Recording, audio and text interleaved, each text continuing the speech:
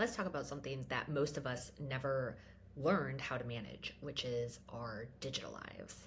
So, over the last 20 years, we've been handed smartphones, emails, all the new apps, calendars, but no one ever taught us, again, like how to actually use them and manage them in a thoughtful way that contributed to our lives.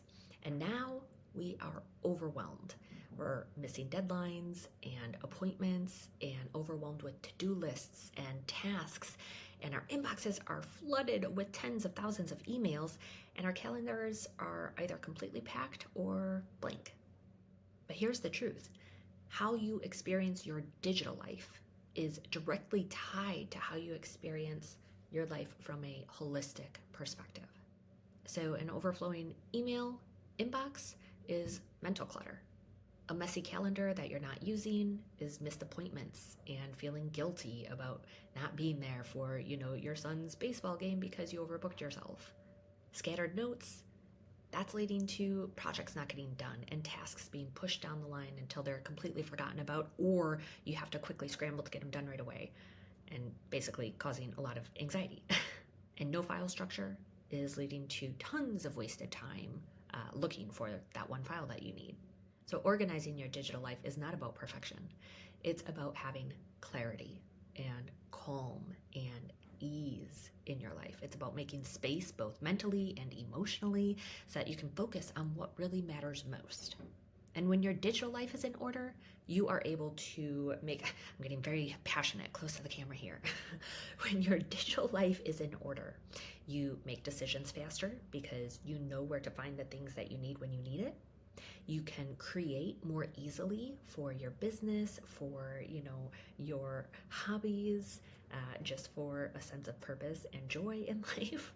You can rest more deeply because you're not spending all of that extra time searching through the 20,000 photos and the 18 million emails. Okay, that's a little bit of an exaggeration, but you know what I'm saying. And you stop wasting energy looking for all the things on all the devices. You're able to just find what you need quickly. Essentially, all of this means that you are moving through your day-to-day life with more calm, more ease, and more presence overall. And for those of you who are running businesses or running families, or just trying to keep up with all the different aspects of your life that so many of us are, your digital systems need to support you, not drain you.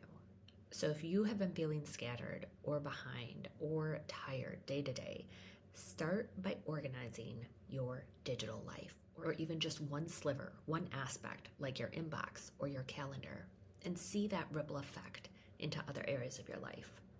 I like to think of it as, let's say our homes, right, are a physical representation and manifestation of our inner mental and emotional status, just like our digital lives are as well.